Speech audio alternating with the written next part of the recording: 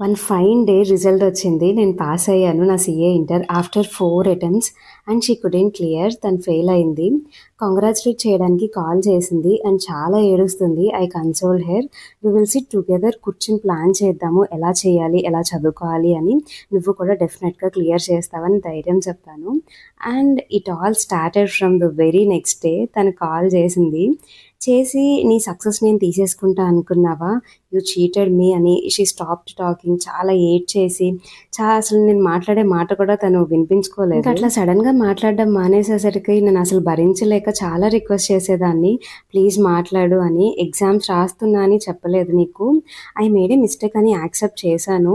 ఇంకా తను అస్సలు కన్విన్స్ అవ్వకపోయేసరికి I thought of taking big decision. CA ఇంకా ఆపేద్దాం అనుకున్నాను. సో నేను తనని కూడా ఇలా చెప్పాను, నేను సీఏ వదిలేస్తే నాతో మాట్లాడతావా, ఎంబీఏలో జాయిన్ అవుతా నేను కూడా నీతో పాటు అని. బట్ ఎవరి లైఫ్ వాళ్ళది, ప్లీజ్ డోంట్ డిస్టర్బ్ మీ అన్నట్టు నాకు రిప్లై పెట్టింది. కొంచెం టైం తీసుకుని మాట్లాడుతుంది కదా అనుకున్నాను, బట్ లేదు, she's busy with her new friends. Every year 2 times మాట్లాడుకునే వాళ్ళం. ఒకటి తన బర్త్డేకి, ఇంకొకటి నా బర్త్డేకి. ఇద్దరం ఒక మెసేజ్ అంతే. బట్ నేను ఎక్కడ బ్రేక్ డౌన్ అయిపోయా అంటే, కొన్ని ఎఫ్బి పోస్టులు తను షేర్ చేసుకుంది.